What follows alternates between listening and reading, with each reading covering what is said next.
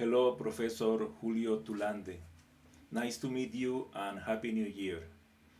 The purpose of this presentation is to apply for the position as an English teacher at la Universidad Nacional a Distancia. I am a psychologist and I have been working as a psychology teacher at la UNAT for the last 8 months. And before, in the years 2002, from 2002 to 2006, I was working at la Universidad Nacional a Distancia in Pereira, and then I went to Spain. I was born in Montería, Córdoba, Colombia. Montería is the capital of Córdoba, and Córdoba is known as la capital ganadera de Colombia, the rancher farm of Colombia. So here we can see Montería and Córdoba and the situation within the map, within the Colombian map. Yes, and this is the church, the main church. It is a very old church that is in the center of the town in Montería, the city where I was born.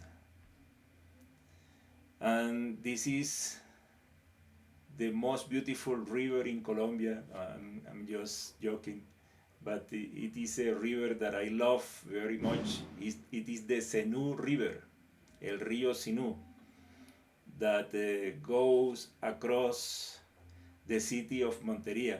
And this is a view from the Cebu, Cebu is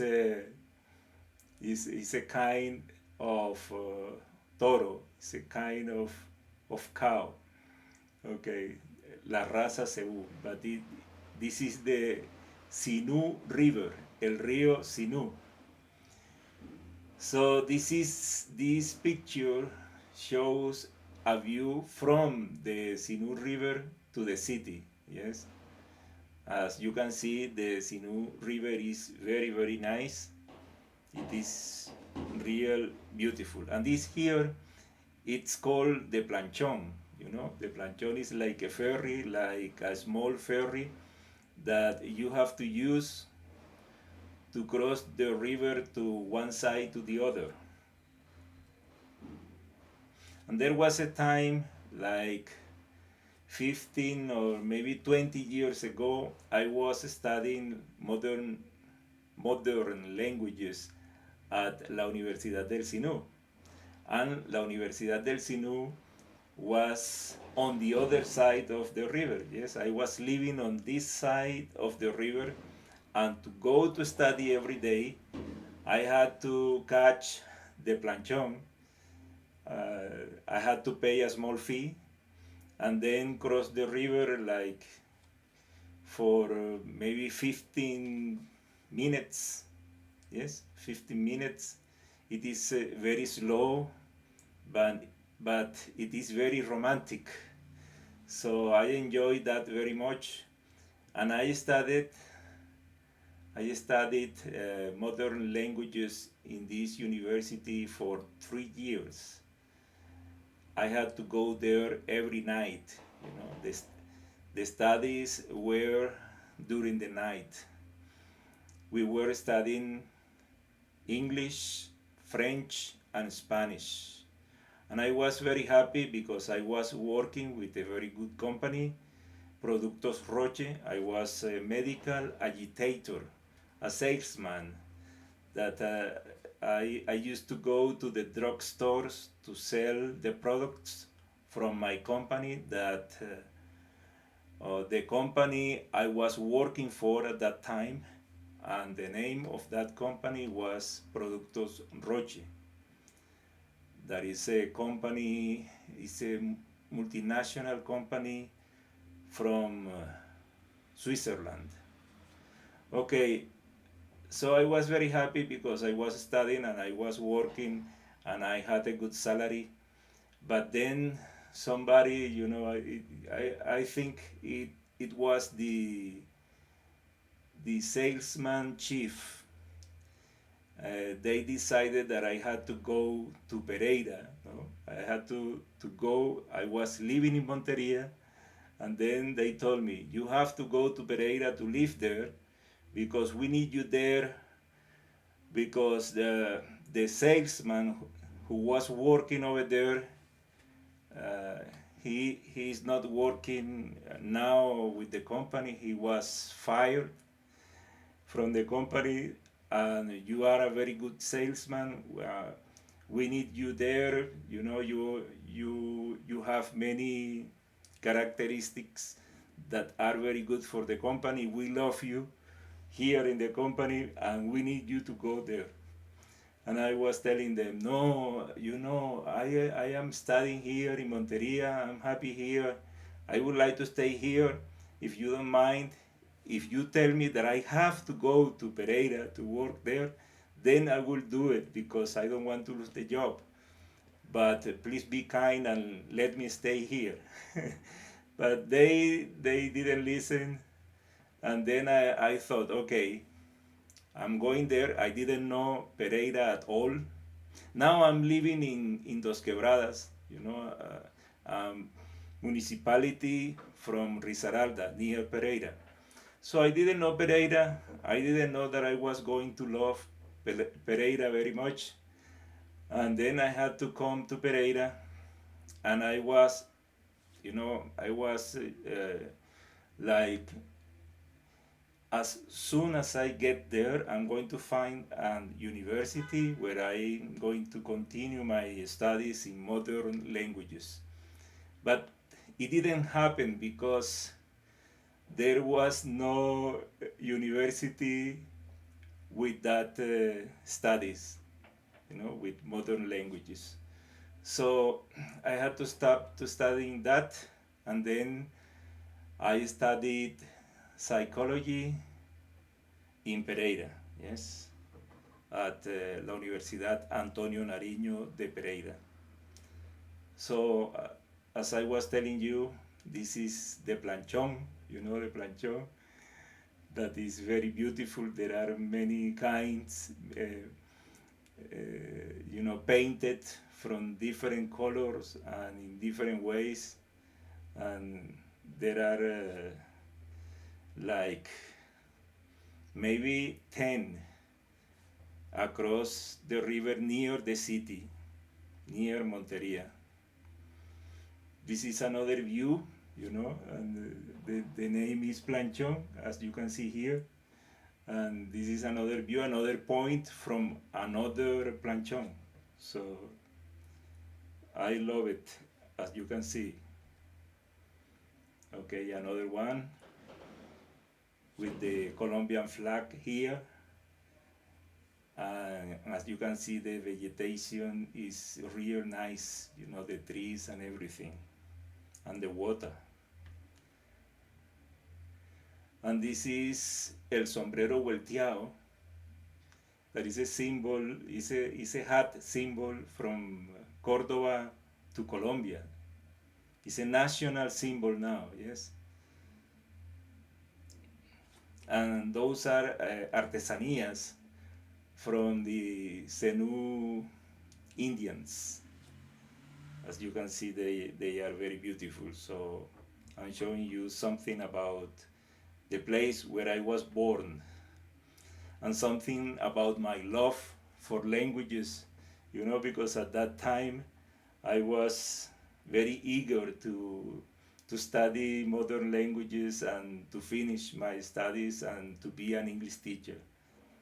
That was my purpose, and it is my purpose now. El sombrero volteado, the round hat, you know, the name, it is because of the way it is made. You know, it is made in circles. They first do this. They make this first, and then this, and then, you know, each circle, that you can see here, like in different colors, yes. And the softer, the hot, the better, you know. The softer, the best.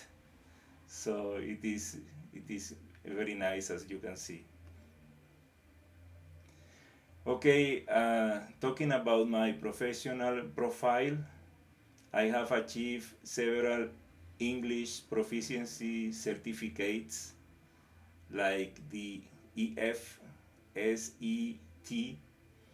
C2 proficient, and then I have taken many English tests like the Michigan, the TOEFL courses.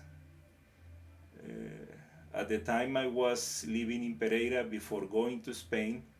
I was living in Pereira until 2006 that I made the mistake of leaving La UNAT,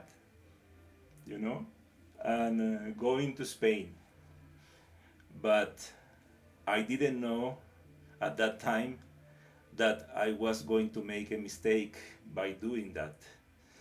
So at that time, before 2006, I was working at the Centro Colombo Americano. As you know, the Centro Colombo Americano, it is a well-known institution for learning English in Colombia.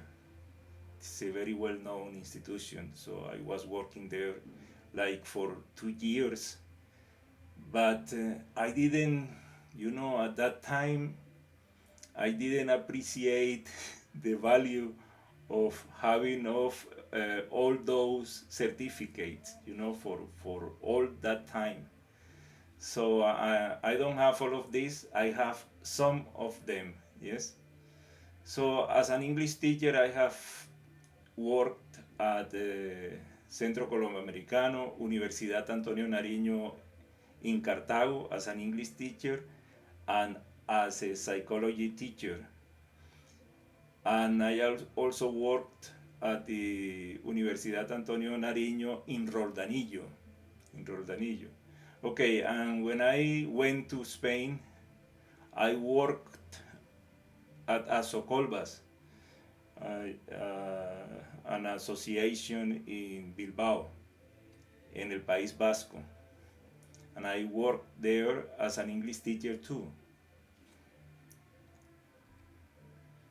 Okay, I have something here, the TOEFL that I took many years ago, and this is the newest one, that it was a very good score, C2 proficient, and I was very happy because I achieved that. And of course, I am improving every day. I do everything in English, in my mind and in the computer. So I can teach to my students how did I learn English, so they can have some relationship for they to take those teachings and try to do the same, yes, because you have to have some tips to improve your English every day. Because many people in Colombia study English at Centro Colombo Americano and everywhere, but the percentage, the amount of people that really end speaking English is very low.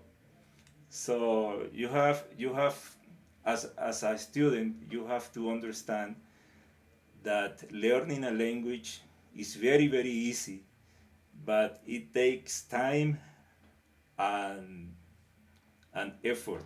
It is not like you're going to do that in 10 days, like some books say. Yes, you have to do it every day for a long time. But I say it is easy because at the end you are going to achieve your goal of learning English. Yes, and you can see every day that you are improving because you are learning new words, new sentences, and if you do it every day and in your mind you try to think in English, you know, if you think I have to go to work now in Spanish, and then you have to think, okay, I used to say that word, that sentence every day. So how could I say that in English? Because there are several ways of saying the same idea.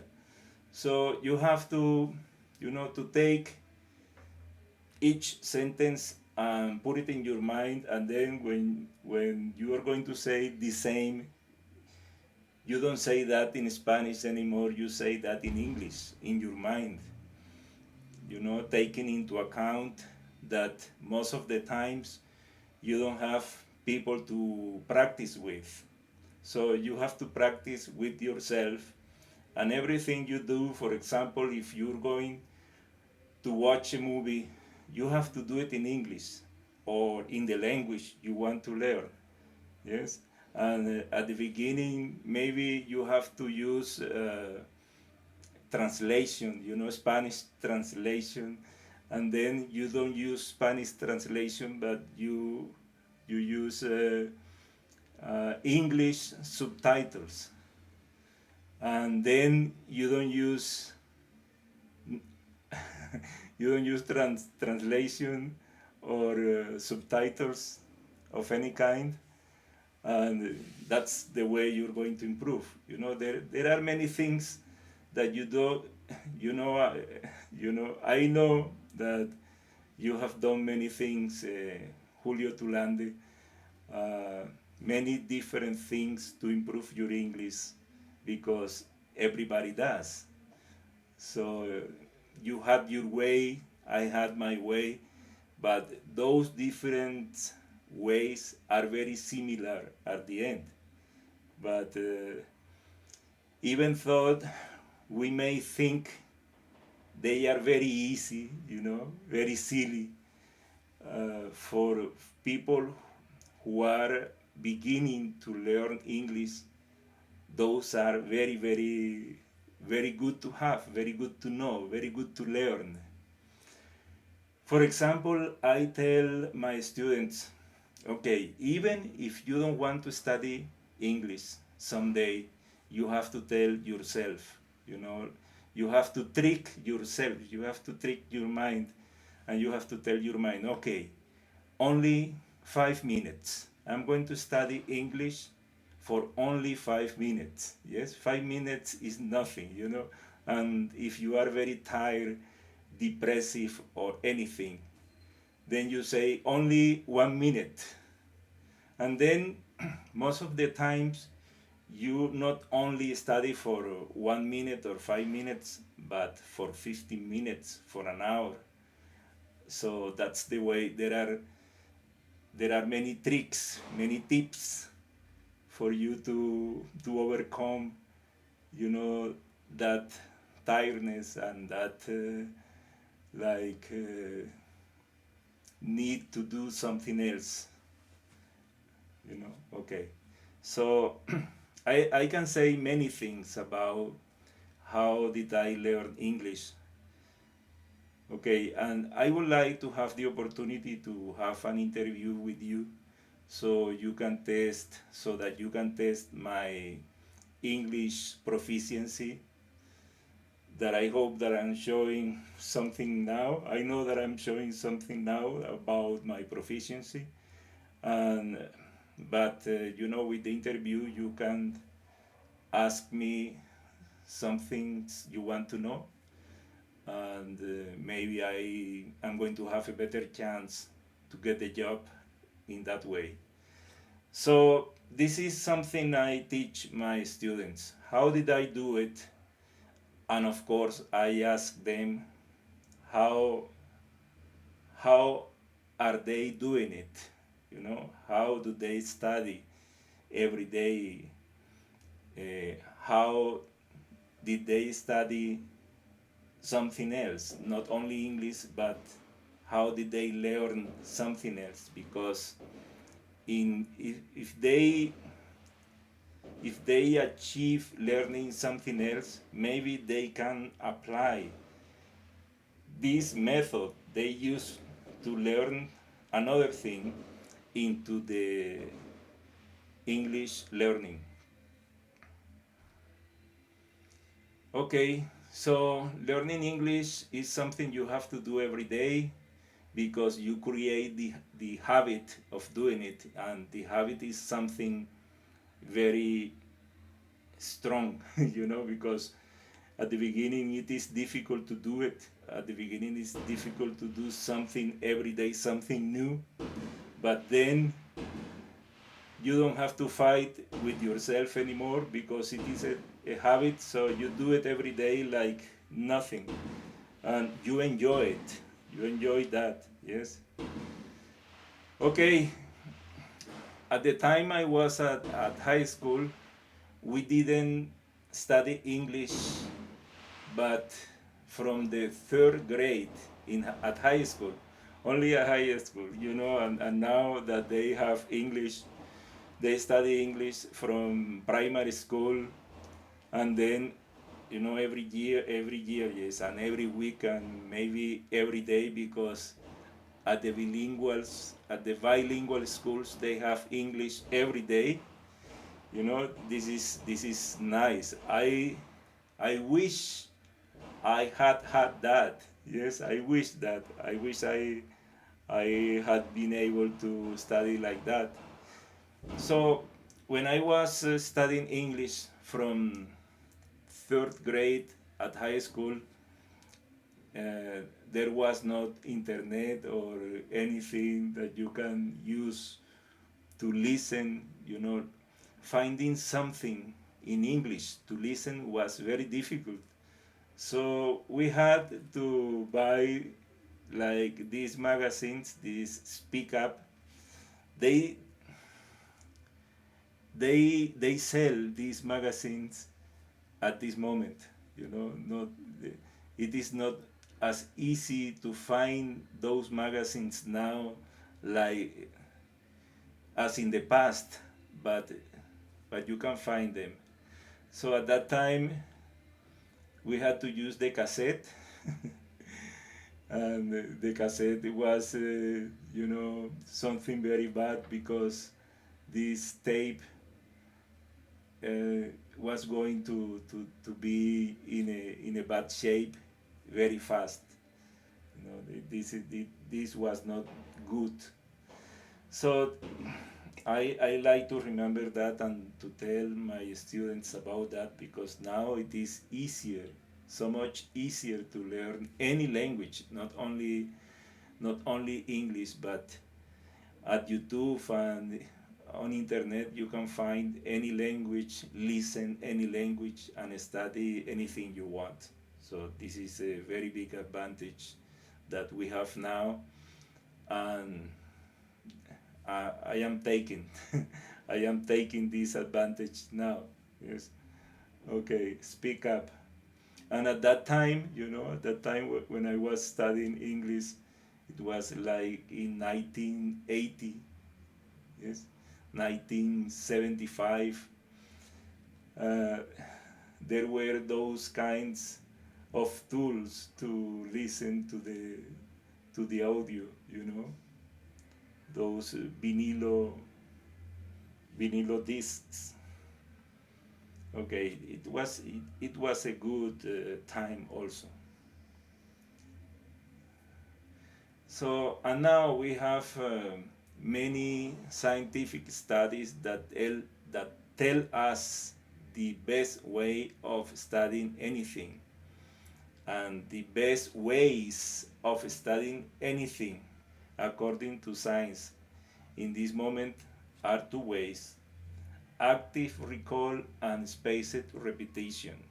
And so I am convinced that we have to forget another ways that we use for studying, because now we know the best You know, the most effective ways for studying, you know, active recall consists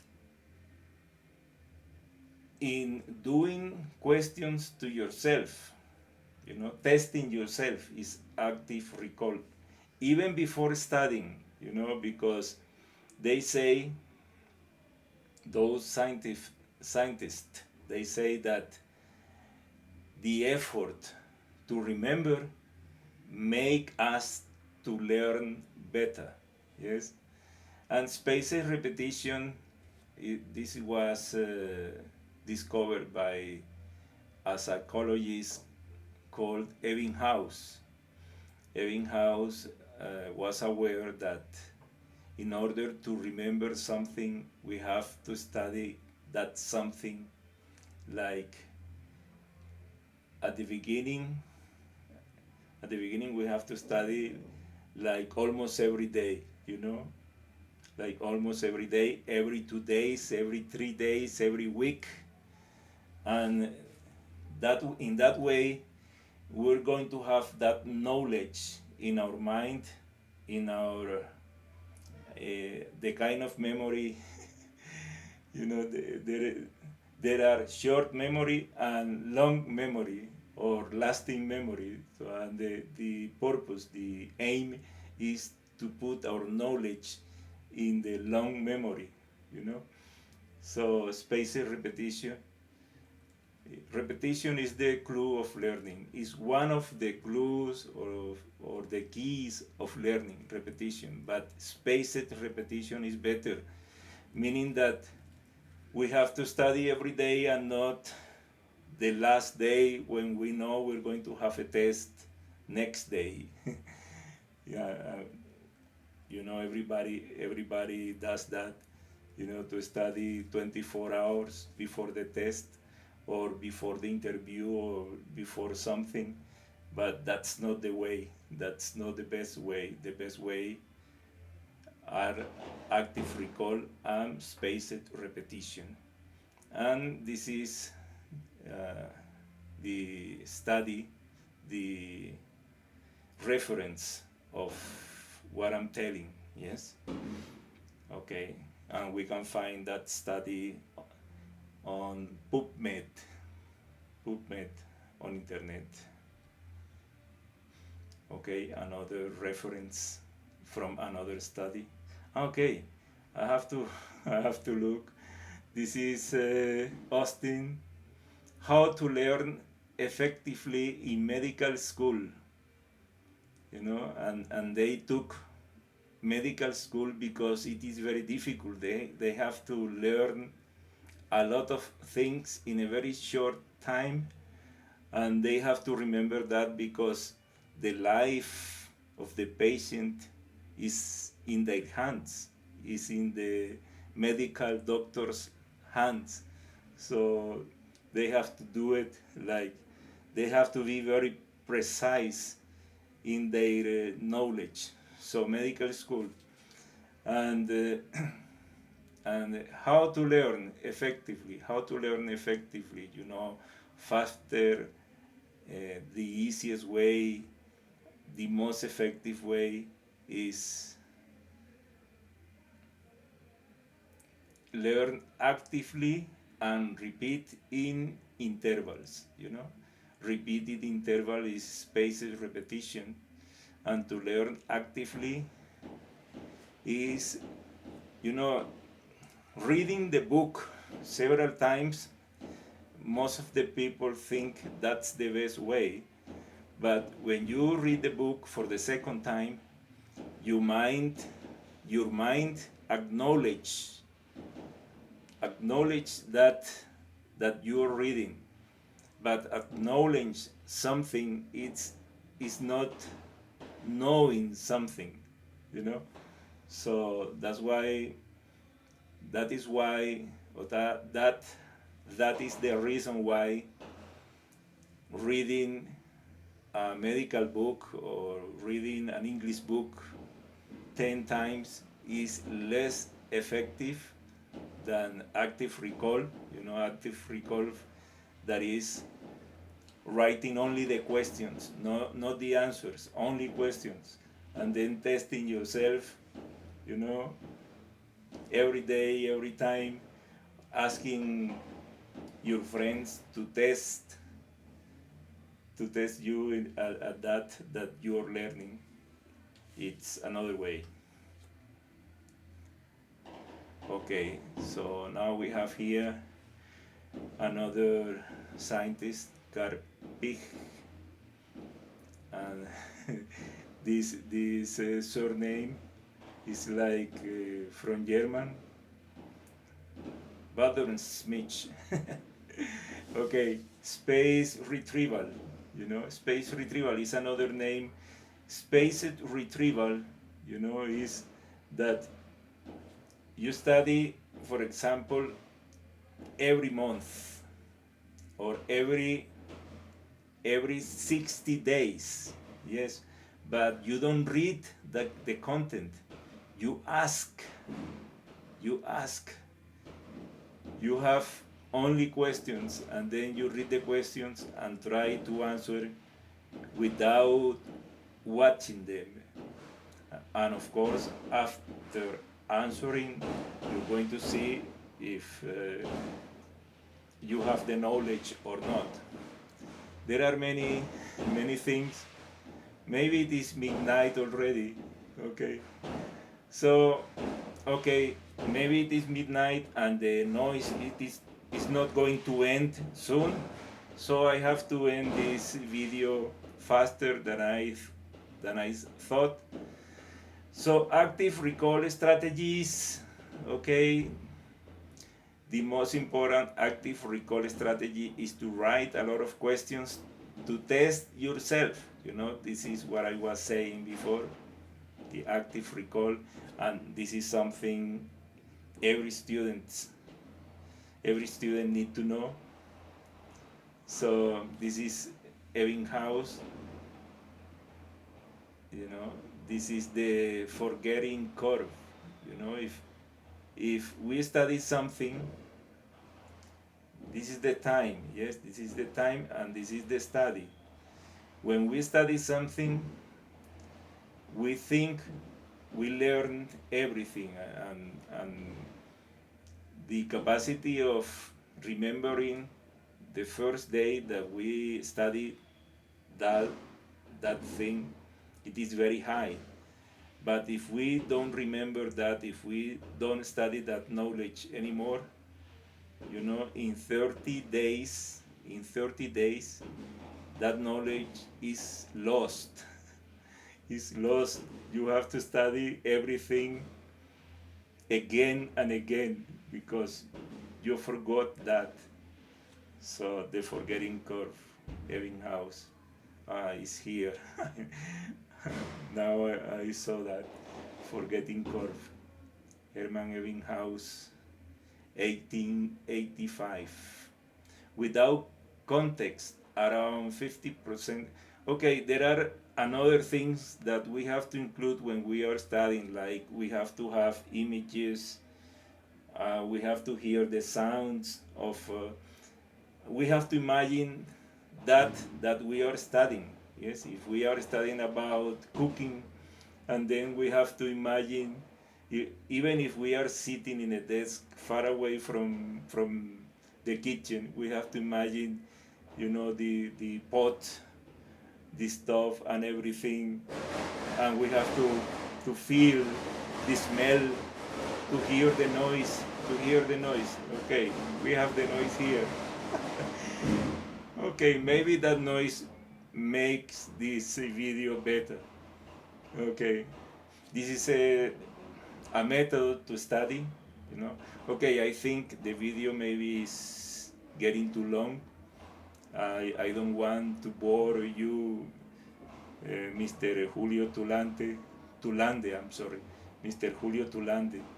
So I'm going to be faster because, of course, I am studying every day. As a psychologist, I know methods for studying. We study psychology of education, and I love it. So So this is something we have to be aware of. This is a method of studying with cards. I have cards here. This was not prepared. I didn't know I had this here, but I have this here. So when I need to study something, I can, or everybody can write the questions in one side of the card and then the answer on the other side. And of course, we have to read only the question, answer, and then after answering, then I'm going to read if I did it right or not. Okay, and this is cheap, or this is something that we can do. And if we need to save money, I need to save money, then we can make it smaller, you know. We can make the card smaller. For example, for learning English, we don't need big cards, because if I'm going to learn a sentence can be written here, you know. The question here, what is the best way of studying English? And then the answer here, you know, with the long explanation. Okay, this is very, very effective. I love this thing, you know. I love it. And I teach this and I use this in the classroom when I had English classes in person, you know, in the classroom, not online, but in the classroom. But we can do it, we can do everything online also.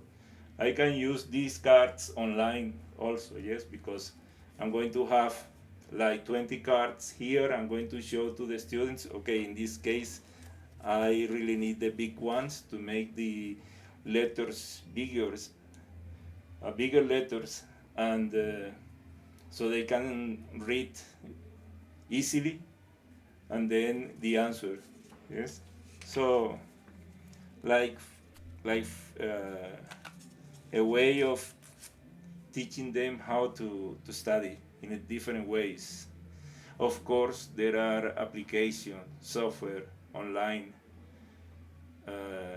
from you can learn too, but I know the best way of learning anything is to use several techniques, several ways. Okay, so this is the Universidad Antonio Nariño. This is the place where I studied psychology. This is the university in Pereira, you know, near the buses terminal. The Tajana Mercasí, you know, Tajana Mercasí in hebreo. Okay. I love languages, so sometimes I remember something. I don't know Hebreo, but I know some words and sentences. And Tajana Mercasí is el terminal de buses. So la Universidad Antonio Nariño in Pereira is near the Tajana Mercasí. Okay, the reference. And I also like French. Je parle français un peu, but I am studying French. I was trying to to say that in French. J'étudie le français. J'étudie le français. Okay. If you made it until the end, it's you, or you know, it's a joke. I'm sorry. I'm a joker sometimes. Bad jokes, but I like to make some pranks sometimes. You know, if you made it till the end, till here, you are my hero. And if you didn't do it, I understand that you are very busy because I I work at UNAD, and I know that we are very busy, but we love working at UNAD. I know that, and everybody, La UNAD have La UNAD has something. La UNAD has something. So we love La UNAD. So I'm going to stop here. Thank you very much. I hope to hear from you very soon, and I am always improving, so I know you're going to, or the university is going to have a good English teacher with me, because I love teaching and I love people. I love my students and I love the knowledge. One of the reasons I love teaching is because I love learning. So I use that. I have to teach as a way of improving myself. And I think everyone who likes teaching really likes learning. So thank you very much, Professor Julio Tulande. I wish you the best. I want you to have a good time. Okay, thank you very much. See you soon.